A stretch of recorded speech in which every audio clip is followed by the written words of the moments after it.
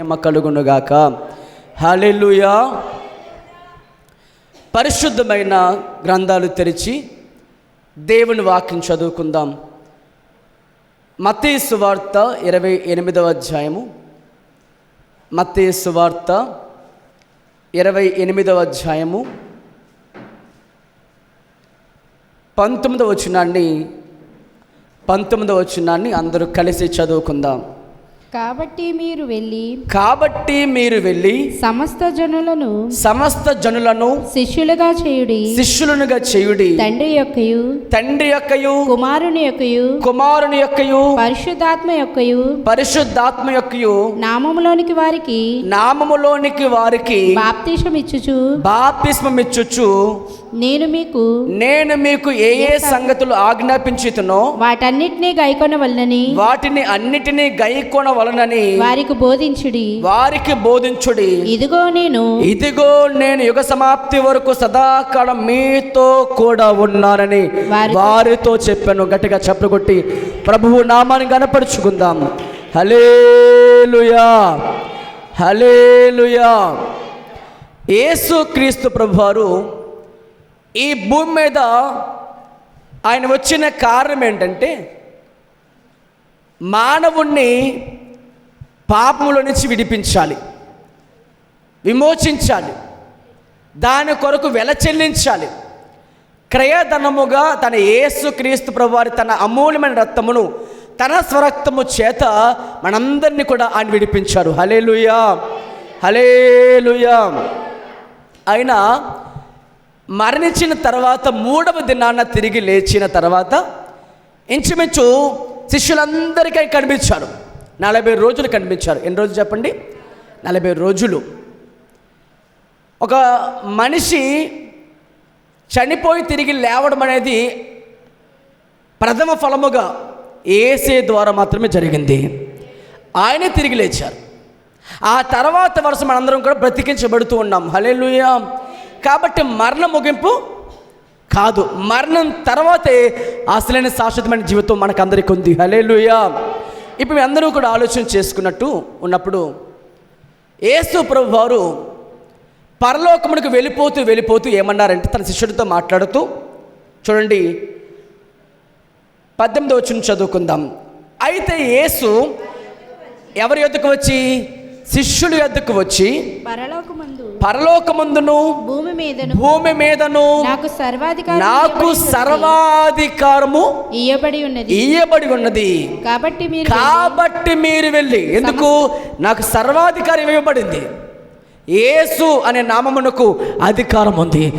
అన్ని నామముల కన్న పైనామము యేసుని నామము. ఎన్ని తరములకైనా గణపరచదగినది క్రీస్తేసు నామము. యేసు నామము జయం జయము, సాతాను శక్తుల్ లయం లయం. అందరూ కలిసి పాడదాం. యేసు నామము జయం జయము, సాతాను శక్తుల్ లయం లయము. హల్లెలూయా, హోసన్నా హల్లెలూయా, హల్లెలూయా. అందరూ పడతామా? హల్లెలూయా, హోసన్నా హల్లెలూయా, హల్లెలూయా అని నామముల కంటే పై నామముగా హెచ్చించబడి యేసు నామమును బట్టి ప్రతి ఒక్కరు గట్టిగా చప్పట్లు కొట్టి ప్రభు నామాన్ని గణపరుచుకుందాం. హల్లెలూయా, హల్లెలూయా, హల్లెలూయా. కాబట్టి యేసుక్రీస్తు ప్రభు వారి యొక్క నామము అన్ని నామముల కంటే పైగా హెచ్చించబడింది. ఆయనకి అధికారం ఇవ్వబడింది. పరలోకమందును భూమి మీదను సర్వాధికారము ఎవరిదంట? మన యేసయ్యదే. ఎందుకంటే పాపమును గెలిచి మరణాన్ని ఓడించి సిలువను సహించిన వాడే, మనందరి కోసం ప్రాణం పెట్టిన వాడే తిరిగి లేచాడు. గట్టిగా చప్పట్లు స్తోత్రాలు చెబుతాం. హల్లెలూయా. కాబట్టి అధికారం పొందుకున్న ఆయన తన శిష్యుడికి ఇస్తున్న వాగ్దానం, తన శిష్యుడికి ఇస్తున్న అధికారం ఏంటంటే, కాబట్టి మీరు వెళ్ళి సమస్త జనులను శిష్యులుగా చేయండి. ఈ మాట దేవుడు వారికి ఇచ్చిన వాగ్దానం. హల్లెలూయా, హల్లెలూయా. ఈ రోజున మనందరం కూడా ఆలోచించాల్సిన ప్రశ్న ఏంటంటే, దేవుడిచ్చిన ఆజ్ఞ ఏంటి? కమాండ్ ఏంటి, ఆదేశం ఏంటంటే, కాబట్టి మీరు వెళ్ళండి, వెళ్ళి ఏం చేయాలి, సమస్త జనులకు సువార్త ప్రకటించండి, నమ్మిన వారందరినీ నాకు శిష్యులుగా చేయండి, తండ్రి యొక్కయు కుమారుని యొక్కయు పరిశుద్ధాత్మ నామములోనికి వారికి బాప్తిస్సు ఇవ్వండి అని చెబుతూ యేసే అన్నారు, నేను మీకు ఏమైతే ఆజ్ఞాపించానో అని అన్నారు. అంటే ఏంటిది అంతాని, ఒక ఆజ్ఞ, కమాండు, ఒక ఆజ్ఞ అయినప్పుడు ఈరోజు మనందరం ఇది పాటిస్తున్నామా అనే ప్రశ్న మనందరికి వచ్చింది రాత్రి. ఏంటా ప్రశ్న? మీరు వెళ్ళండి, సువార్త ప్రకటించండి, నమ్మిన అందరినీ మాకు శిష్యులుగా చేయమన్నారు. ఇప్పుడు మనం ఆలోచించుకుంటే మనం ఎంతమంది సువార్త ప్రకటిస్తున్నాం? ప్రకటించిన మనము ఎంతమందిని శిష్యులుగా తయారు చేస్తున్నాం? ప్రభు చెప్తున్న మాట ఏంటి? మీరందరూ కూడా సువార్త ప్రకటించండి. పాస్టర్ గారు మాత్రమే లేదు, ఆయన సమస్త జనులకు మీరేం చేయాలి, సువార్త ప్రకటించండి. సువార్త ప్రకటించే భాగ్యం ఓన్లీ పాస్టర్ గారికి మాత్రమే కాదు, పాస్టమ్మ గారికి మాత్రమే కాదు, మరి ఎవరికి? ప్రతి ఒక్కరికి కూడా. మరి ఈ రోజున ఎంతమంది సువార్త ప్రకటిస్తున్నాం?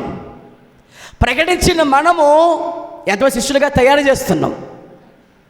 ఈరోజు మీరు ఆలోచించండి. ఏంటంటే అది సువార్త ప్రకటించడం అనేది ప్రపంచమంతా జరుగుతుంది. మీటింగులు పెడుతున్నారు, ఉపవాస ప్రార్థన చేస్తున్నాము, ఇంకా ఎన్నో ఉపవాస కూడుకలు జరుగుతున్నాయి, బహిరంగ మీటింగులు జరుగుతున్నాయి. సువార్త ప్రకటించడానికే ప్రతి ఒక్కరు కూడా ఎన్నెన్నో ప్రాంతాలకు వెళ్ళి వారు సువార్త ప్రకటిస్తున్నారు, సమస్త విడిచిపెట్టి. అయితే ఇంకో ప్రశ్న, ఎంతమందికి శిష్యులుగా తయారు చేస్తున్నాం? ఇది మరొక ప్రశ్న. ఒక ప్రశ్న ఏంటి, సువార్త ప్రకటించాలి, అది ఒక ప్రశ్న అయితే, ఒక ఆజ్ఞ అయితే. సువార్త ప్రకటించడం ఒక ఆజ్ఞ అయితే, మరొక ఆజ్ఞ ఏంటి, మనందరము కూడా తోటి వరకు ఏం చేయాలి, శిష్యులుగా మనం తయారు చేయాలి. నీ పొరుగు వారిని శిష్యులుగా తయారు చేయగలగాలి. మరి ప్రశ్నకు ఎంతమంది ఆజ్ఞను పాటించే వారేమో ఉన్నాం? ఒకసారి మీరు బేరేజ్ వేసుకోండి, నేను నిజంగానే సువార్త ప్రకటిస్తున్నానా? ఎవరికైనా నా మాట దేవుని వాక్యం చెప్తున్నానా? ఎంతమందిని ప్రభు దగ్గర నడిపించాను? ఎంతమందిని యేసయ్య శిష్యులుగా తయారు చేశాను? మనకు కాదు, యేసయ్యకి శిష్యులుగా తయారు చేశాను అనే ప్రశ్న మీకు వచ్చినప్పుడు మీకు లోపల పరిశుద్ధాత్మ దేవునికి మాట తెలియపరుస్తున్నాడా? అవునయ్యా, ఈ విషయంలో తప్పిపోతున్నాను కదా. అంటే ఏంటి, ఆజ్ఞాతిక్రమమే పాపం అని చెప్తున్నా కదా ప్రభు, మరి ఈ విషయం తప్పిపోయానేమో అని ఆలోచించుకోవాల్సిన విషయము ఈ రాత్రి మనకందరం ఉంది. హల్లెలూయా. మీకు విషయం చెప్తాను, మీరు జాగ్రత్తగా నా మాటలు వినండి. ఈరోజు ఏమున్నాయి, మైక్ సెట్లు ఉన్నాయి, సౌండ్ సిస్టమ్ ఉంది, గొట్టాలు పెడితే అంత ఊరంతా వినబడుతున్నాయి, అవునా కదా? మరి ఆనాటి దినాలు ఏమైనా ఉన్నాయి అలాంటివి? ఏమైనా ఆనాటి దినాల్లో ఆదిమ సంఘానికి మైక్ సెట్లు, సౌండ్ సిస్టమ్స్, దేవాలయాలు, పెద్ద పెద్ద భవనాలు, ఇల్లులు, స్థలాలు, పొలాలు, బంగ్లాలు ఇవేమీ లేవు. కానీ ఒకడున్నారు, యేసే మాత్రం వారు కలిగి ఉన్నారు. గట్టిగా చెప్పకూడదు, ప్రభు నామాన్ని కనపరుచుకుందాం. ఇవేమీ లేకపోయినా కానీ మీరు గమనించలేదో, కుంటి భిక్షకుడు అపోస్తుల గారి 3వ అధ్యాయంలో కుంటి భిక్షకుడు ఏం చేస్తున్నాడట, శృంగారమైన దేవాలయం బయట ప్రతిరోజు అక్కడ పెట్టబడుతున్నాడు. మోసుకొస్తున్నారు అక్కడికి పేతురు యోహాను గారు పగలించి మించి ఎన్ని గంటలకంట? 3 గంటలైనా 3 గంటల వేళన పగలించి 3 గంటలకైనా ప్రార్థన సమయానికి వెళుతుండగా బయట పెట్టబడినటువంటి ఆయన వారి దగ్గర ఏం అడగబోతున్నాడట? ధనం అడగబోయాడు. వారు అన్నారు, పేతురు యోహాను కూడా, మా తట్టు చూడనగానే పైనుంచి కింద చూస్తున్నాడు, ఏమైనా దొరుకుతుందేమని. కానీ వారేమన్నారంటే, వెండి బంగారం ఎద్దకు లేదు, కానీ మేము కలిగిది మీకు ఇస్తున్నాను, ఏం కలిగి ఉన్నావు అని చూస్తే, నజరేయుడైన యేసు నామములో నువ్వు పైకి లేచి నిలబడి నడవమని చెప్పి ప్రకటించగానే లేచి నిలబడి సంతోషంతో గంతులు వేసుకుంటూ దేవాలయంలో ప్రవేశించాడు. గట్టిగా చెప్పకూడదు, ప్రభు నామాన్ని కనపరుచుకుందాం. హల్లెలూయా, హల్లెలూయా. కాబట్టి ఆ రోజుల్లో వెండి బంగారం లేవు, మరేమున్నాయి? శిష్యులందరూ కలిగింది అంటే యేసయ్య నామం కలిగి ఉన్నారు. మరి ఈ రోజుల్లోనూ వెండి బంగారం ఉన్నాయి, కానీ ఏమి లేరు. ఇది కూడా ప్రశ్నించుకోవాలి. యేసయ్య నీ జీవితంలో ఉన్నారా, లేదా నీ జీవితంలో నీవు మాత్రం జీవిస్తూ ఆయన పక్కన పెట్టి జీవిస్తున్నావా? యేసయ్య ఉన్నట్టుగా ఉన్నారు. ఉదాహరణకి ఇది ఎలా ఉంటుందంటే, డ్రైవింగ్ సీట్లో నువ్వు కూర్చుని ఆయన పక్కన కూర్చున్నాడు ఆయన, కానీ వానికి అవకాశం ఇవ్వట్లే. నా జీవితం నేను నడుపుకుంటున్నట్టున్నావు. క్రైస్తవ జీవితం నువ్వు నడుపుకునేది కాదు, యేసయ్య నీలోకి వచ్చి ఆయన నడిపితే నువ్వు ఆయనతో ప్రయాణం చేయాల్సిందే. అదే క్రైస్తవ జీవితం అంటే. గట్టిగా చెప్పలు కూడా ప్రభు నామని కనపరుచుకుందాం. హల్లెలూయా. ఈరోజు నీవు చనిపోవాలి. ఈరోజు నేను నాది, నా ఇష్టం, నా మనస్సు, నా పరిచర్య, నా సేవ, నా కోరిక అందకూడదు. దేవుని సేవ, దేవుని పరిచర్య, నేను దేవుని బిడ్డను. ఇది నా మనస్సు కాదు, నా చిత్తము కాదు, నా కోరిక కాదు, ఇది సమస్తము కూడా నా దేవునికి చెందింది అని మనసు నీకు ఎప్పుడైతే వస్తుందో అప్పుడు నీవు నడుపుకోనిది కాదు. ఈ కారు ఆ నీలోకి వచ్చి నడిపిస్తాడు నీ జీవితాన్ని. హల్లెలూయా, హల్లెలూయా. ఈరోజు మన ఇది కూడా బేరేజ్ వేసుకోవాలి, సరి చూసుకోవాలి. నీ జీవితంలో నీవు నడుస్తున్నావా, లేదా నీ జీవితాన్ని నీ దేవుడిని యెహోవా నడిపిస్తున్నాడా? పరిశుద్ధాత్మ దేవుడిని నీకు అప్పగించుకున్నాడు ఆయన. పరిశుద్ధాత్మ దేవుడు యేసు ప్రభు పంపించుకున్నారు ఆయన. ఇప్పుడు నీవేం చేసుకోవాలి? ఆయనకు అప్పగించుకుంటే ఆయన నడిపిస్తుంది. ఎందుకంటే ప్రభు చెప్పారు, ఆయన మిమ్మలను సర్వసత్యములోనికి నడిపిస్తాడంట. హల్లెలూయా. ఆయన మీకు బోధకుడే ఉన్నాడు, ఆయన మీ సహాయకుడే ఉన్నారు. మిమ్మల్ని ఎలా నడిపించాలనేది ఆయన చేతుల్లో ఉంది. ఇప్పుడు నీవేం చేయాలంటే నీ స్థానంలో నువ్వు పక్కకి వెళ్ళి ఆయనను నీ స్థానంలోకి రమ్మని చెప్పాలి. నీతో పాటు ఆయన ప్రయాణం చేస్తేనే నీ జీవితం పరలోకమునకు కొనసాగించబడుతుంది. హల్లెలూయా, హల్లెలూయా. ప్రభుకు స్తోత్రం చెబుదామా? హల్లెలూయా. ఆ రోజుల్లో ప్రింటింగ్ ప్రెస్లు లేవు. ఇప్పుడైతే పాంప్లెట్లు వేసుకుంటున్నాం, పెద్ద పెద్ద టీవీల్లో ఈవెన్ టెక్నాలజీ పెరిగింది, ఇంటర్నెట్లో వచ్చేసినాయి. అవన్నింటి ద్వారా మనము సువార్త ప్రకటించడానికి ఈజీ అయింది. అప్పుడు అవన్నీ లేవు. కానీ కరెక్ట్గా క్రీస్తు శకము 200 సంవత్సరంలో దేవుని సేవ బలంగా జరిగింది. అప్పుడు ఇవేమీ లేకపోయినా కూడా నేనేమంటున్నానంటే, ఇవన్నీ ఉన్నా మనమేం చేస్తున్నాం? ఇది ప్రశ్న. నీకున్న సెల్ ఫోన్తో కనీసం ఒక్కరోజైనా దేవుని వాక్యం పెట్టుకుని సంతోషపడ్డావా? పోన్లే నా వాక్యము 10 మంది చూడాలని ఆశపడుతున్నావా? నీ నీ నీ సెల్ ఫోన్లు ఏమంటున్నాయి? ఎప్పుడు నీ లోక సంబంధమైన ఉన్నాయి, అయ్యే పెట్టుకున్నావు. అంటే నీకు దేవుడు ఇచ్చినటువంటి ఏ ఉపకరణమైనా సరే ఎలా వాడుతున్నావు? దాన్ని చెడుకు వాడుతున్నావు. దాన్ని మంచి చెడు ఉంది, ఎక్కువ చెడు ఉంటుంది. ఉన్న ఈ సమయం ఏం చేసుకోవాలి? దాన్ని దేవుడి కొరకు మార్చుకోగలగాలిగా. హల్లెలూయా. అందుకు ప్రభుకి బిగ్గరగా స్తోత్రం చెబుదామా? హల్లెలూయా. మీకు నేను కొన్ని విషయాలు చెప్తున్నా, అవి చూసి జాగ్రత్తగా వినండి. లోకములో బంధించబడిపోయిన మనల్ని యేసు ప్రభు వారి రక్షణ సువార్త ద్వారా విడిపించబడి అధికారం, ఎవరి అధికారము? సాతాను అధికారంలో నుంచి యేసుక్రీస్తు అధికారముకు అప్పగించబడిన వారమై రక్షించబడ్డాం. హల్లెలూయా, రక్షించబడ్డాం. హల్లెలూయా. అందరికీ స్తోత్రం చెబుదాం. హల్లెలూయా. రక్షించబడిన మనం ఏమయ్యానప్పుడు సంఘములో విశ్వాసి అయ్యాం. ఇప్పుడు మన అందరం ఎవరము? విశ్వాసులము. చెప్పండి అందరి మాట, విశ్వాసులం. విశ్వాస కాకముందు మనం ఎక్కడ ఉన్నాము? ఒకప్పుడు లోకములో ఉన్నవారం. ఇప్పుడు మనం ఏమయ్యాము? విశ్వాసం అయ్యాం. హల్లెలూయా. ఇప్పుడు ఏమయ్యాలంటే విశ్వాసకున్న వ్యక్తి విశ్వాసిగా ఉండిపోకూడదు. ఏమైపోకూడదు? చెప్పాలి. ఏమైపోకూడదు? గట్టిగా చెప్పండి నాకు. ఏమవ్వకూడదు? విశ్వాసం ఏమవ్వకూడదు? విశ్వాసిగానే ఉండిపోకూడదు. మీరు రక్షణ పొంది కనీసం 5 ఏళ్ళు అయిందంటే ఇంకా బాగా ఎదగాలి. ఇప్పటికే 10 ఏళ్ళు అయిందనుకోండి, ఇంకా బాగా ఎదిగిపోవాలి. మీ ఆత్మలో ఎల్లప్పుడూ వర్ధిల్లుతూ ఉండాలి. విశ్వాస విషయంలో మీరు అందరూ కూడా అంతకంతకు అభివృద్ధి పొందాలి. మహిమ నుండి అధిక మహిమకు వృద్ధి చెందుతూ ఉండాలి. 10 ఏళ్ళ కన్నా ఎక్కువైందా? మరి ఇంకా ఎంతగా ప్రభువులు ఎదగాలి. ఇప్పుడు మీరు చెప్పండి. విశ్వాసకున్న స్థాయి నుంచి ఆదివారం వస్తాం, శుక్రవారం వస్తాం, ఇంకేమైనా ప్రార్థన పెడితే అప్పుడు వస్తాం, వెళ్ళిపోతాం. అది విశ్వాసం కూర్చున్నటువంటి విషయం కాదు. అది ఒక బిడ్డ పుట్టిన తర్వాత అలాగుండిపోతే ఎలా మరగొచ్చుకుండిపోతాడో, విశ్వాసి కూడా అలాగుండిపోతే ఏమైపోతాడు? ఇప్పుడు ఇక ఎదుగు పొదుగుండదు. రోజు నీ విషయంలో గుర్తుపెట్టుకో, నువ్వు ఎదుగుతున్నావా ఇంకా దిగిపోయావా?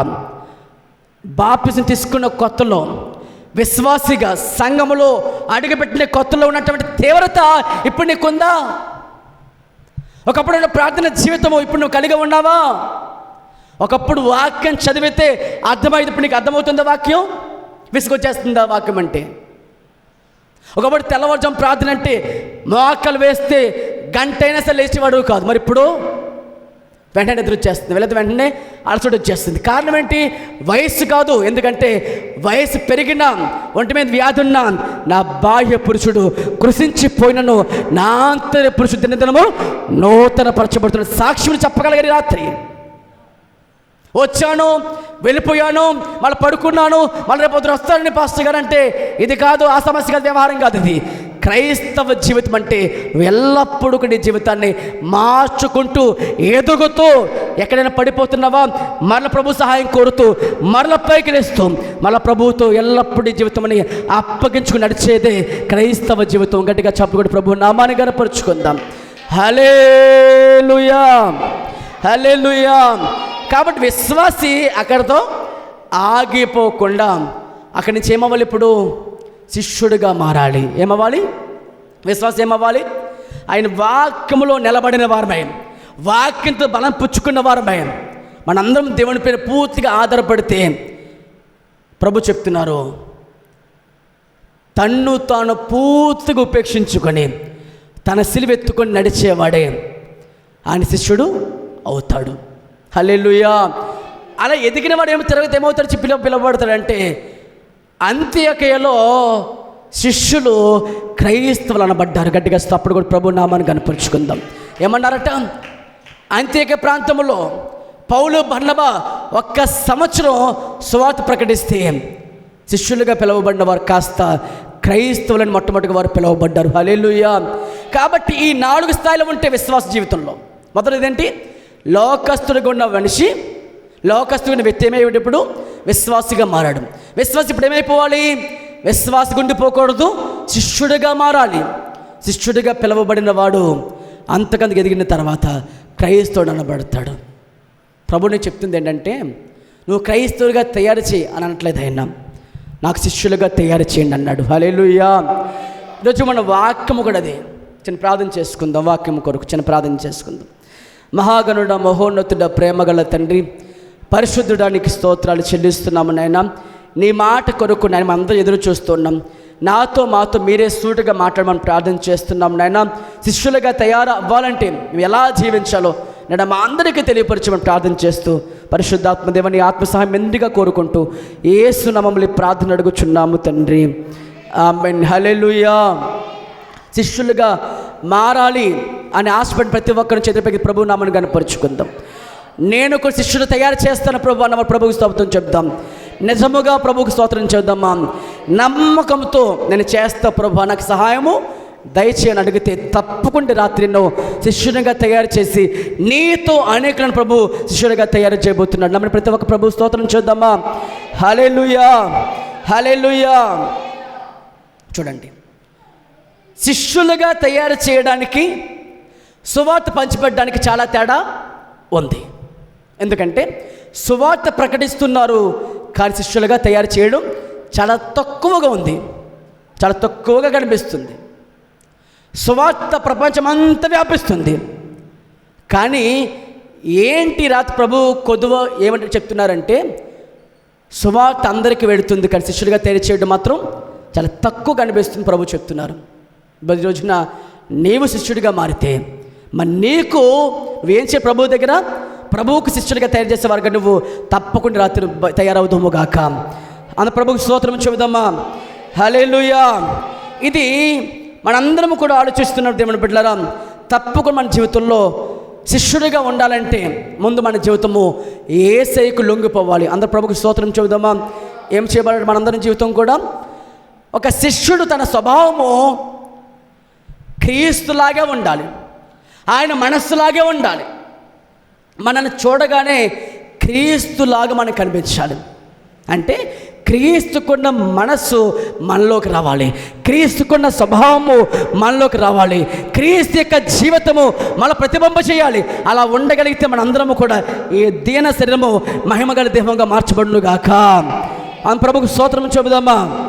మన అలవాట్లు ఆయనలాగా ఉండాలి, మన ప్రార్థన జీవితము ఆయనలాగా మారిపోవాలి, మన వాక్య ధ్యానము ఆయనలాగా మారిపోవాలి. అలా చెప్పాలంటే మన స్వభావం కూడా ఆయనలాగే మారాలి, మన మాట ఆయనలాగే మారాలి, మన మనసు ఆయనలాగే పూర్తిగా మార్చబడాలి. అలా మార్చబడిన వారు మాత్రమే శిష్యులుగా తయారు చేయబడతారు. గట్టిగా చెప్పగలరు, ప్రభు నామాన్ని కనపరుచుకుంటాం. హల్లెలూయా. శిష్యులుగా తయారు చేయబడాలంటే నెంబర్ 1, అది కుటుంబంలోనే స్టార్ట్ అవ్వాలి. ఎక్కడ స్టార్ట్ అవ్వాలి? కుటుంబంలో నుంచి స్టార్ట్ అవ్వాలి. మీకు కొన్ని వచనాలు చూపిస్తారు, అందరూ బైబిల్ గ్రంథం తెరిచి చదవండి. ద్వితీయోపదేశ కాండం, అందరూ కూడా పాత నిబంధన పుస్తకంలో నుంచి మోషే గారు రాసినటువంటి గ్రంథము ద్వితీయోపదేశ కాండము 6వ అధ్యాయము 1వ వచనము 2వ వచనాన్ని అందరూ కలిసి చదువుకుందాం మైక్లో. నీవును నీ కుమారుడును నీ కుమారుడును నీ కుమారుని కుమారుడును నీ కుమారుని కుమారుడును నీ దేవుడైన యెహోవాకు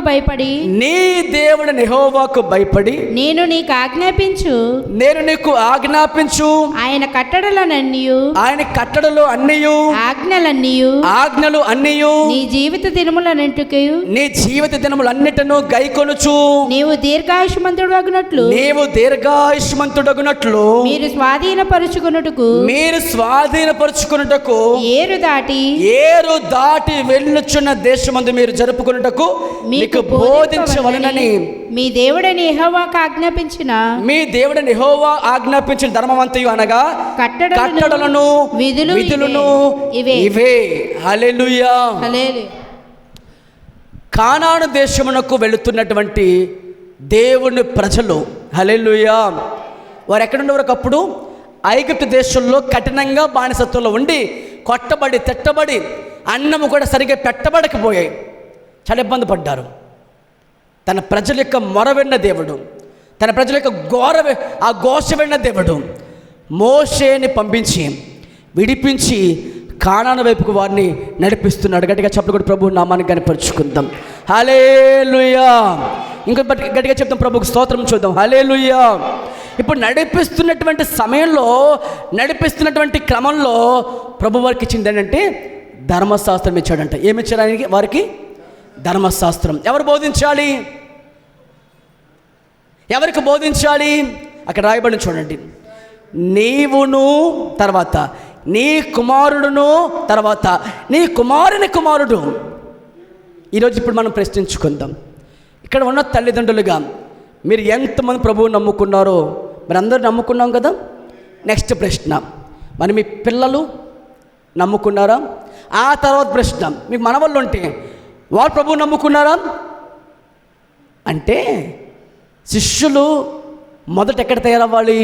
నీ కుటుంబంలో తయారవ్వాలి. అని ప్రభుకు స్తోత్రం చెబుదామా. హల్లెలూయా. ఒకవేళ నీ కుటుంబంలో నువ్వు మాత్రం రక్షణ పొందుకొని, నీ భర్త రక్షణ పొందకపోయినా, నువ్వు మాత్రం రక్షణ పొందుకొని, నీ భార్య రక్షణ పొందకపోయినా, మీ ఇద్దరు మాత్రం నమ్ముకోండి, భార్యాభర్తలుగా మీ పిల్లల్ని ప్రభువు నమ్ముకోకపోయినా ప్రభువు లెక్క అడుగుతాడు. ఇక్కడ అడుగుతుంది చెప్తున్న మాట ఏంటంటే నీవును, నెక్స్ట్ నీ కుమారుడు. అంటే అక్కడికి ఎన్ని తరాలు? నీవంటే తండ్రి, తర్వాత తరం ఎవరు? కొడుకు, ఒక తరం అయింది. ఆ తర్వాత ఏంటి? నీ కుమారుడు అంటే ఏంటి? ఇప్పుడు రెండవ తరం. రోజున ఫస్ట్ జనరేషన్ మాత్రం ప్రభువు నమ్ముకోండి. సెకండ్ జనరేషన్కి వచ్చేసరికి పెళ్ళిళ్ళ విషయంలో ఆగిపోతున్నారు. ప్రభువు నమ్ముకునే వాళ్ళు ఎక్కడ దొరుకుతారండి? పాస్టర్ గారు ప్రార్థన చేయండి, చూద్దాం, అవ్వకపోతే అప్పుడు ఇంకొకటి. 2 రకాల పడవలపై కాలు వేసే స్థితిలో ఉన్నావంటే అది నీకే చెప్పాలి ప్రమాదము. అటు ఇటు ఉండకూడదు. ఉంటే అటు ఉండు, ఇటు ఉండు. అటు ఉంటే ఎలాగో వెళ్తావు, ఇటు ఉంటే తప్పుకుని సహాయం చేస్తాడు ఆయన. నీ జీవితం ఎన్నో చూపించిన ఆయన, ఎన్నో క్రియలు చేసిన ఆయన నీ బిడ్డల పెళ్లి చేయలేడు ఆయన. నువ్వేదో అనేసుకుంటావు, ఇంకే మాకు సంబంధాలు రావండి బాబు, మాకు ఆ పిల్లలు ఎవరు లేరండి. అసలు ప్రభు దగ్గర కనిపెట్టింది ఏది? నేను సరిపోతుంది అంటాను. మీ జీవితం మీరు నడిపించుకుంటూ మీ ఆలోచన ప్రకారం జీవిస్తే ఎలాగుంటుంది? నీ కుమారుడును యెహోవాకు భయపడి నేను నీకు ఆజ్ఞాపించు ఆయన ఆజ్ఞలన్నీ నీ జీవిత దినములన్నిటిను గైకొంటూ అంటే నీ జీవిస్తూనే తర్వాత నువ్వు దీర్ఘాయుష్మంతుడు అగునట్లుగా మీరు స్వాధీనపరచుటకు ఏరు దాటి వెళ్ళొచ్చున్న దేశమందు మీరు జరుపుకుంటకు మీకు బోధించడానికి మీ దేవుడిని యెహోవా ఆజ్ఞాపించిన ధర్మమంతయు అనగా కట్టడలు విధులు ఇవే అని చెప్తున్నారు. హల్లెలూయా, హల్లెలూయా. ఆ తర్వాత చదవండి. కాబట్టి ఇశ్రాయేలు నీ పితరులైన దేవుడిని యెహోవా మీతో చెప్పిన ప్రకారముగా పాలు తేనె ప్రవహించు దేశములో మేలు కలిగి బహుగా అభివృద్ధి పొందినట్లుగా నువ్వు వాటిని విని అనుసరించి నడుచుకోనివ్వలేను. కొంతమంది వింటాం, తర్వాత గుమ్మం దాటగానే లోకస్తులుగా మాట్లాడిపోతే వెళ్ళిపోతాం. ప్రభు చెప్తున్న మాట, రాత్రి అంతా చెప్తున్న మాట ఇది. ఒక తరం తయారవ్వాలి, లేదా ఒక శిష్యుడు తయారవ్వాలి. అది నీ బాధ్యత, అది ఒక ఆజ్ఞ నీకు ఇచ్చిన దేవుడిది. ఈరోజు నాకైనది మీకైనా సరే. ఇప్పుడు మీరేం చేయాలి? ఈ ఆజ్ఞ తీసుకుని వాక్యం విని దాన్ని అవలంబించి నడుచుకోగలిగితే అది నీకు మేలు, నీ కుటుంబానికి మేలు, సమస్తమునకు దేవుడు మేలు కలిగించి అభివృద్ధి పదం పొందించునుగాక. గట్టిగా చప్పట్లు కొట్టి ప్రభువు నామాన్ని కనపరుచుకుందాం. హల్లెలూయా, హల్లెలూయా.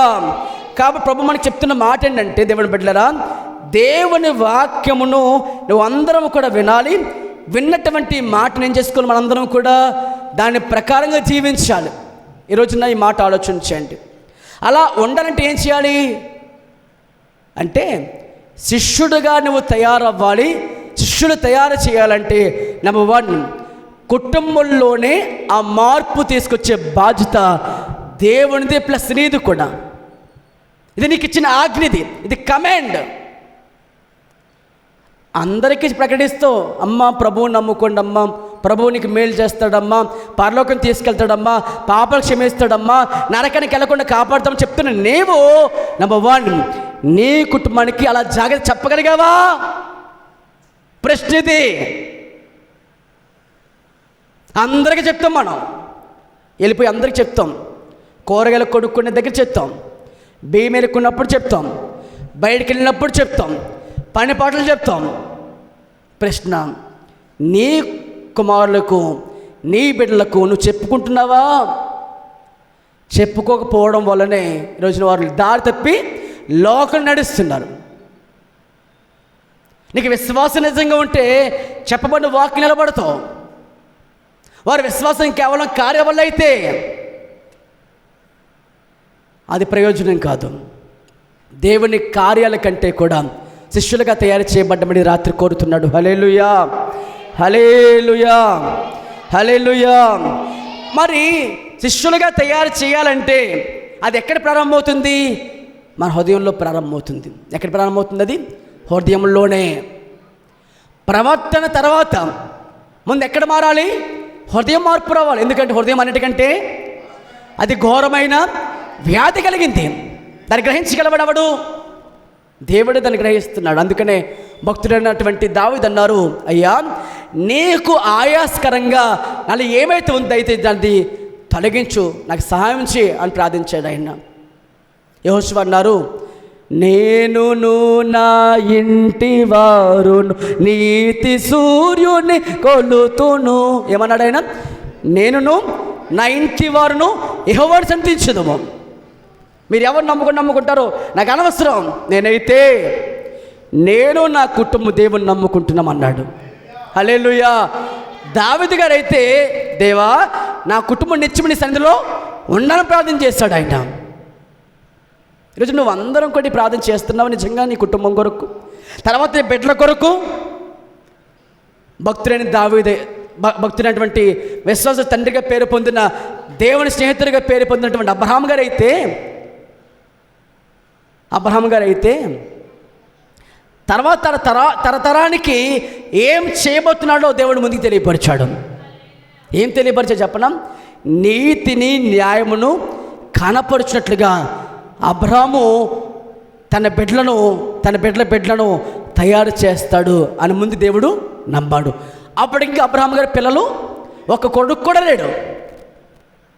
కానీ దేవుడు చెప్పిన వాగ్దానం ఏంటంటే తర్వాత తరానికి నీతిని న్యాయమును నేర్పించబోతున్నాడు అబ్రహాం అని చెప్పాడు. ముందుగా ప్రభు వాగ్దానం చేస్తారు.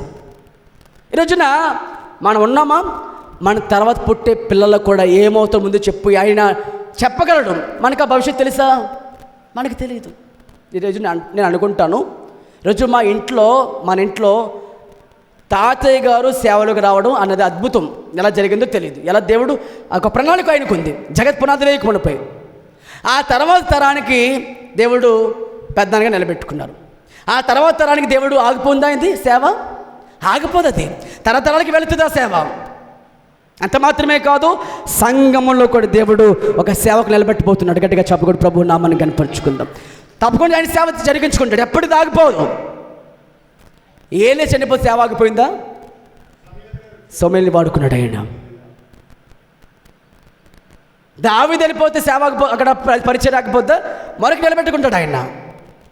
అందుకని అంటాను, సేవ చేసేవారు ఎప్పుడు గర్వించడం ఉండకూడదు. నీకు దేవుడిచ్చిన బాధ్యత అది. ఒకరి దగ్గర ఒక ఉద్యోగం చేస్తే ఎంత తగ్గించుకుంటాం అంతకన్నా తగ్గించుకుని సేవ ఏదైనా ఉండంటే దేవుని సేవే. ఆయనే తగ్గించుకుని కాలు పట్టుకున్నప్పుడు మనం ఎంతటోళ్ళు నాది అంటాకి ప్రభు స్తోత్రం చేద్దాం బిగ్గరగా. హల్లెలూయా, హల్లెలూయా. తగ్గించుకుంటేనే మన జీవితంలో ఎదుగుతాం. ప్రభు స్తోత్రం చెప్పం బిగ్గరగా. హల్లెలూయా. కాబట్టి ఆలోచించండి దేవుని బిడ్డలారా, మన జీవితంలో అని చెప్తుంది ఏంటంటే హృదయంలో ఎప్పుడైతే మార్పు వస్తుందో ఆటోమేటిక్గా దేవుడు దాని ముందుకు నడిపిస్తారు. చూడండి ఆ మాట ద్వితీయోపదేశ కాండం 6వ అధ్యాయము 4 నుండి చదువుదాం. 4 నుండి ఇశ్రాయేలు వినుము, మన దేవుడని యెహోవా అద్వితీయ దేవుడు యెహోవా నీ పూర్ణ హృదయముతోను, నీ పూర్ణ ఆత్మతోను, నీ పూర్ణ శక్తితోను నీ దేవుడైన యెహోవాను ప్రేమింపవలెను. నేడు నేను నీకు ఆజ్ఞాపించు ఈ మాటలు ఎక్కడ ఉండాలి? నోట్లాగపోతే చాలామందికి, తల్లాగపోతే చాలామందికి. కానీ ప్రభు చెప్తున్నారు అది నీ హృదయంలో ఉండాలి. హల్లెలూయా. ఎప్పుడైతే నీ హృదయంలో వాక్యం ఉంటుందో నువ్వు పాపం చేయలేవు. ఎప్పుడైతే నీ వాక్యం నీ హృదయంలో ఉంటుందో నీ మాట బూతు మాటలు రావు, సరస్వతులు రావు, చెప్పించే మాటలు రావు. మరి ఏ మాట రాదు? ఒకే ఒక్క మాట బుద్ధి.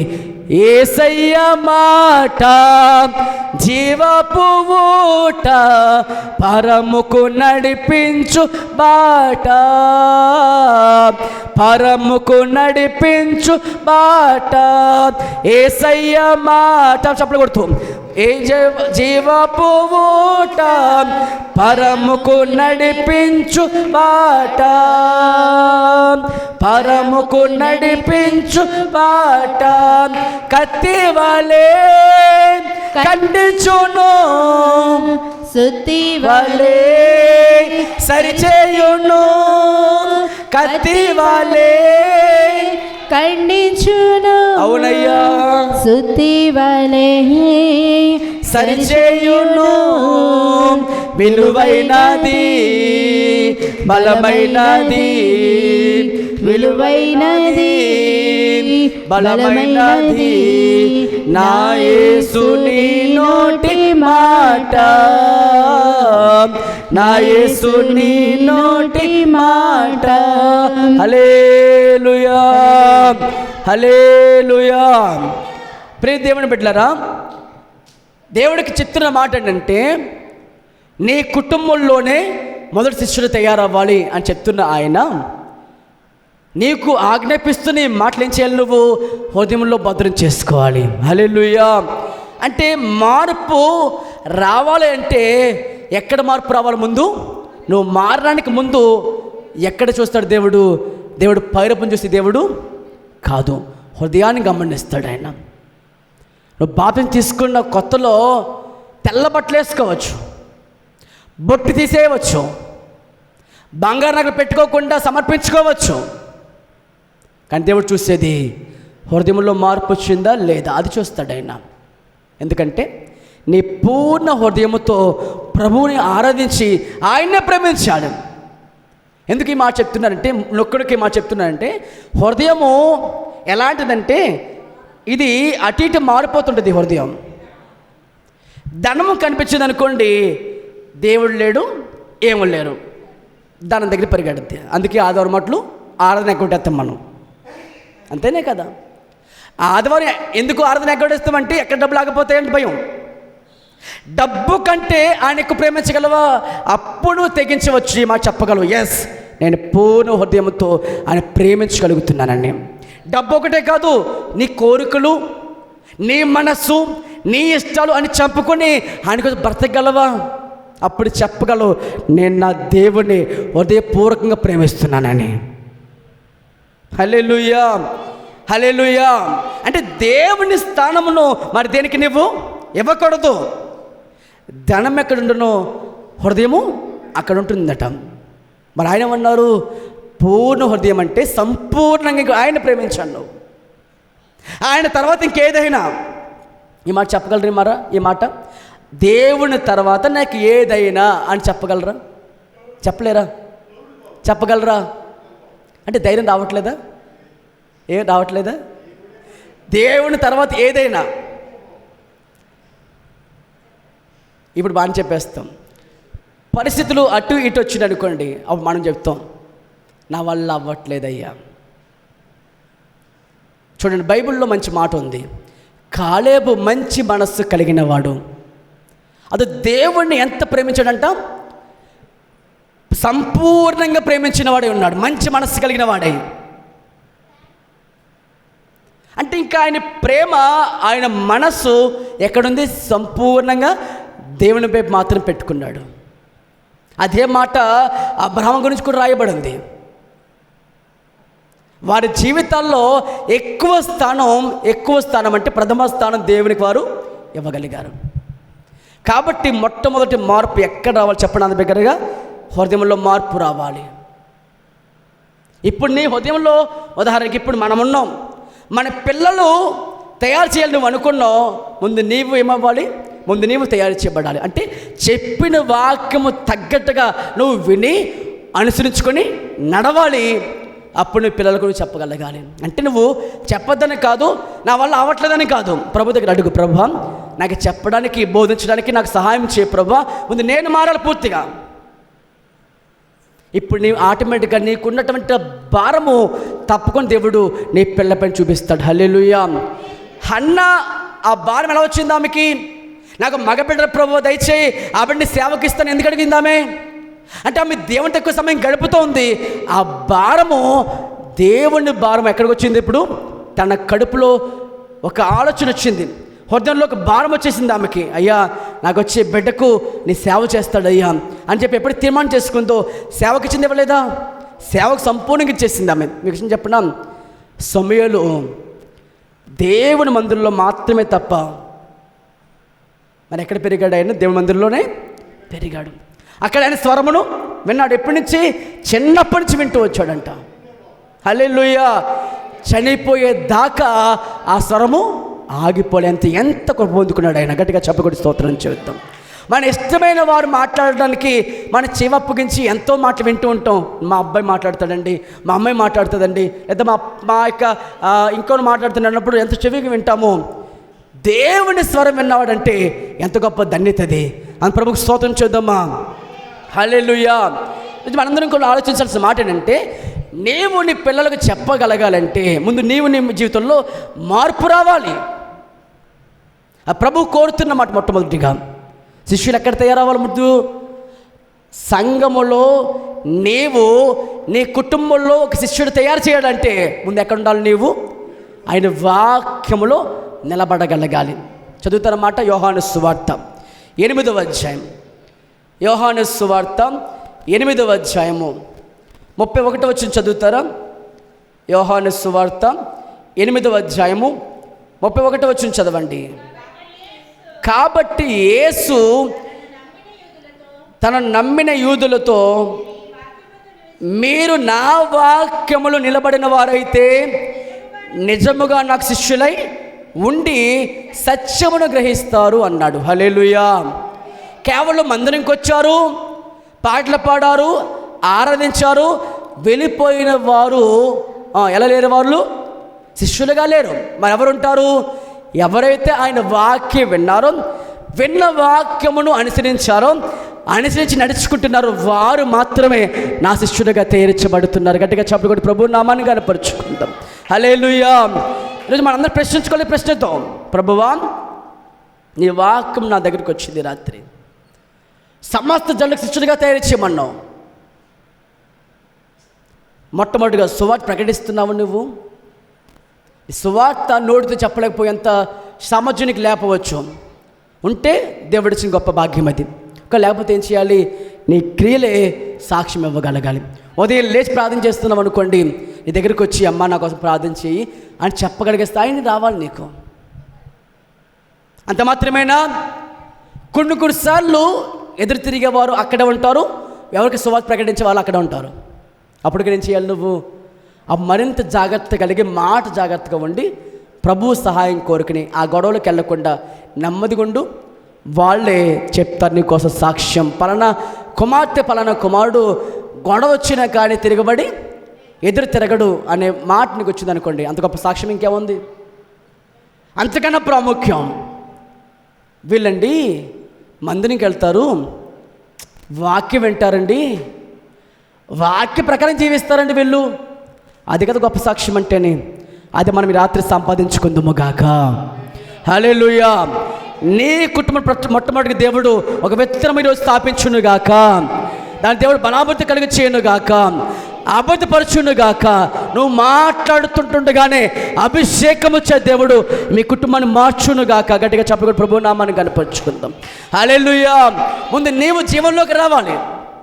నీ ఆశలు, నీ కోరికలు చంపుకుంటూ నువ్వు ఎప్పుడైతే ఆ జీవాన్ని పొందుకుంటావో ఆటోమేటిక్గా నీవు నీ కుటుంబానికి చెప్తున్నప్పుడు వారికి నెమ్మది లేకుండా ఉంటే నీ మాట వారికి నెమ్మది కలిగజేస్తుంది. హల్లెలూయా.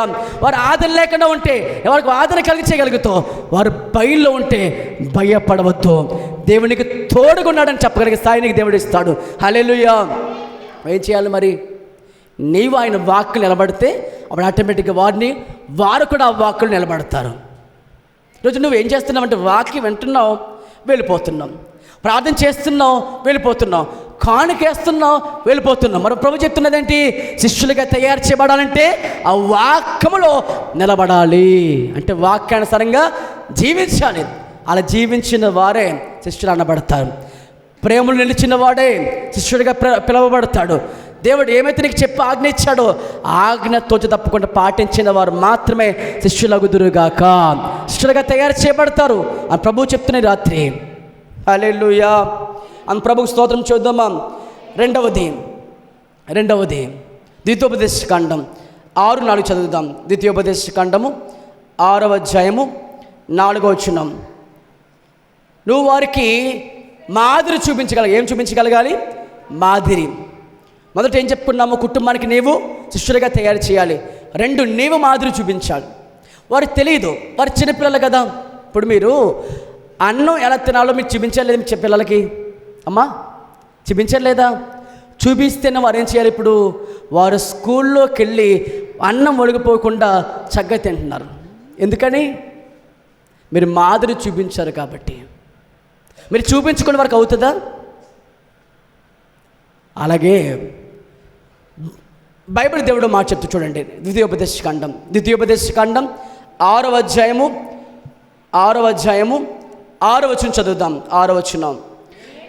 నేడు నేను నీకు ఆజ్ఞాపించు ఈ మాటలు నీ హృదయంలో ఉండాలి. నీవు నీ కుమారులకు వాటిని అభ్యసింపచేసి నీ ఇంట కూర్చున్నప్పుడు, త్రోవను నడిచినప్పుడును, పండుకున్నప్పుడును, లేచినప్పుడును వాటిని గూర్చి మాటలాడుకోవాలి. గట్టిగా చప్పుడు కూడా ప్రభు నామాన్ని కనపరుచుకుందాం. హల్లెలూయా. ఏం చేయాలంట? నీ మాటలు ఏమై ఉండాలి?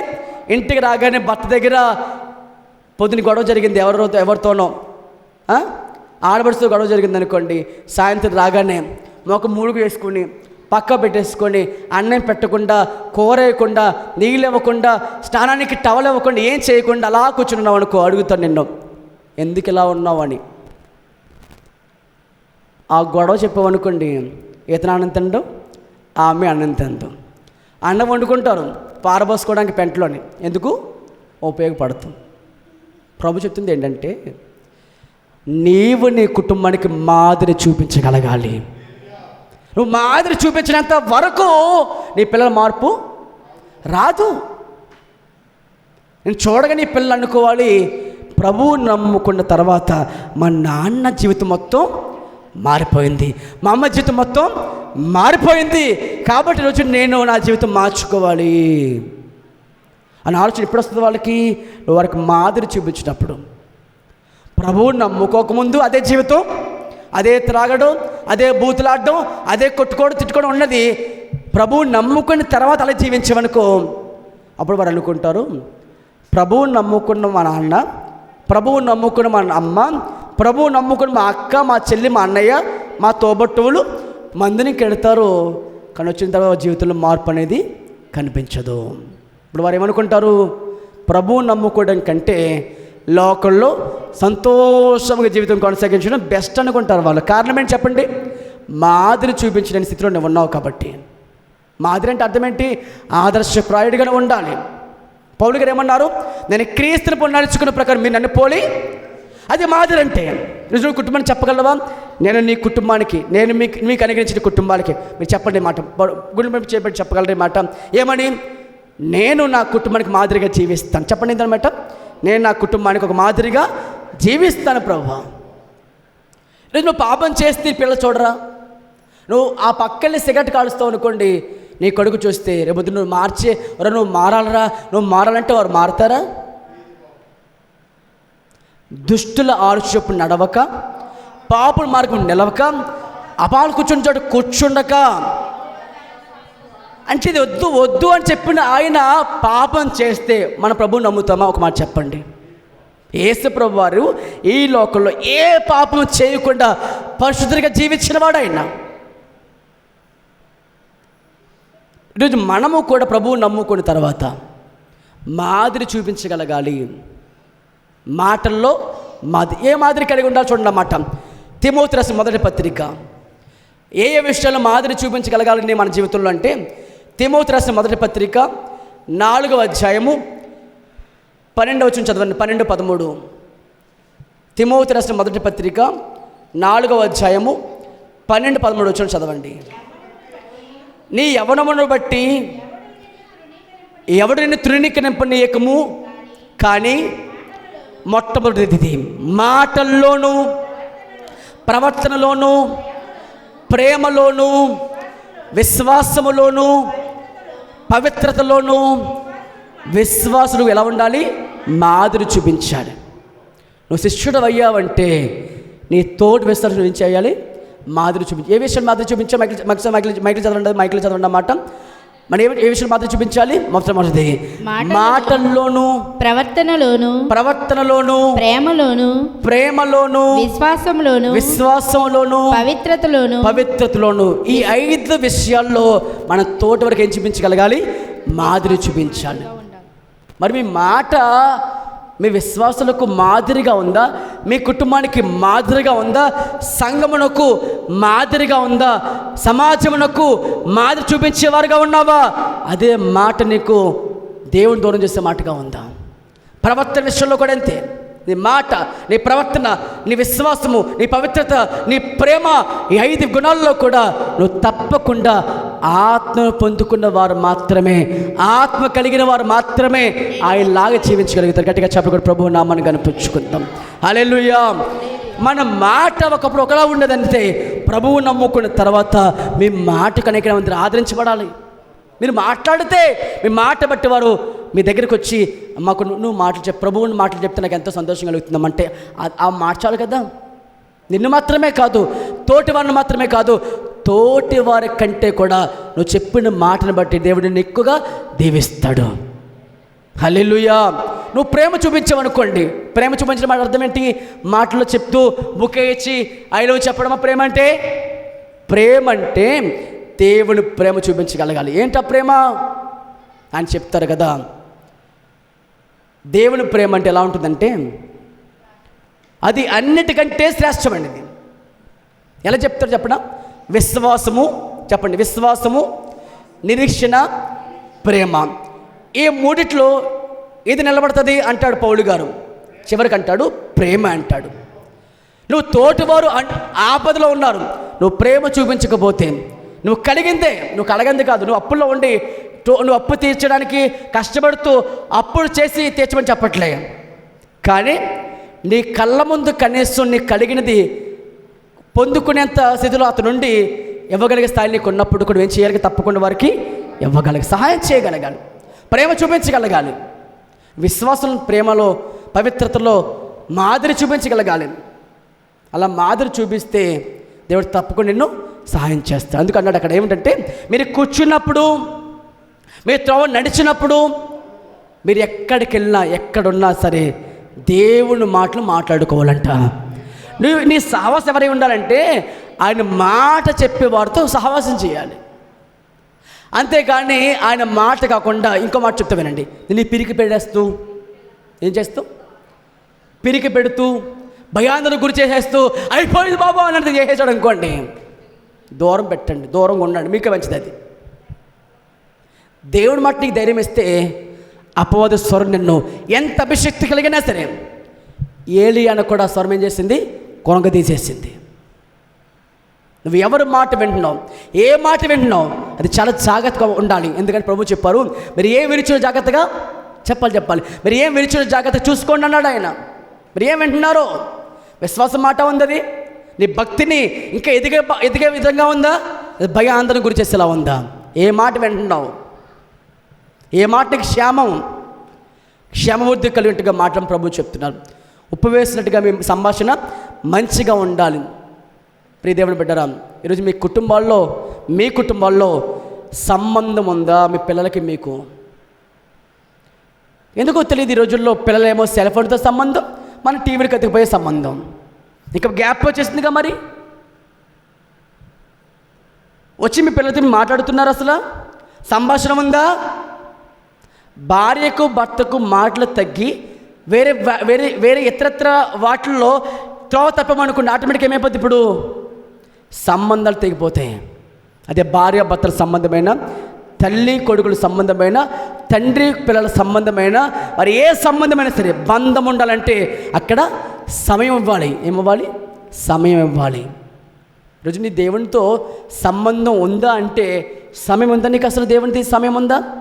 ప్రభువుతో ఎక్కువ సమయం గడపండి, అంటే ప్రార్థన చేయండి, వాక్యం వినండి, వాక్యం చదవండి. మీ ఆత్మ తప్పకుండా బలపరచబడుతుంది. మీ మాట ఎలా మారుతుందంటే మీరు ఆశ్చర్యపడిపోతారు. ఒకప్పుడు మీకు బూతు మాటలు వచ్చి మీ మాట రాదు ఇప్పుడు, ఎందుకంటే నీకు దేవుడు నియంత్రించాడు మొత్తం ముఖ్యంగా ఆయన. కాబట్టి రోజు మనం వింటున్న మాట ఏంటంటే, ఏమన్నా రోజు మనం విన్న వాక్యం చెప్పండి అందరి బిగ్గరగా, శిష్యులను తయారు చేయాలి. ఎక్కడ తయారవుతాం? మొట్టమొదటిగా కుటుంబంలోనే తయారు చేయగలగాలి. రెండవదిగా ఏం చేయాలంట? కుటుంబంలో ఏం చూపించాలి? మొట్టమొదటిగా ఏం చూపించాలి? నీవు కుటుంబంలో మాదిరిని చూపించాలి. రెండవది, కుటుంబంలో నీ పిల్లలకు నీకేముండాలి? భార్యాభర్తలకు మీకేముండాలి? సంబంధాలు ఉండాలి, బంధం ఉండాలి. బంధము లేని చోట ఆయన ఉంటాడా? గొడవలు ఉన్న చోట ఆయన ఉంటాడా? ఆత్మ లేని వారు మాత్రం భేదాభిప్రాయాలు కలిగిన వారే అసూయ, ద్వేషము, పగలు పెట్టుకునే వారు ఉంటారట. మరి అలా ఉంటామా? ఉంటే మీరు ఇంకా శరీర సంబంధులే కానీ ఆత్మ సంబంధులు కానరు. కాబట్టి చాలా జాగ్రత్త కలిగి ఈ మాటలు వింటూ హృదయంలో పెట్టుకుని మీ అందరూ కూడా ప్రార్థన చేయండి. దేవుడిచ్చిన ఆజ్ఞ కాబట్టి మీరు వెళ్ళి సమస్త సృష్టికి జనులకు సువార్తకు ప్రకటించండి, నమ్మిన ప్రతి ఒక్కరిని శిష్యులుగా చేయమని చెప్పిన మాట ప్రకారం అందరం కూడా కొనసాగించబడదాం. తీర్మానం చేసుకుందాం, ప్రార్థన చేసుకుందాం, మోకరించుకుందాం. అందరం కూడా కలిసి మోకరించుకుందామా?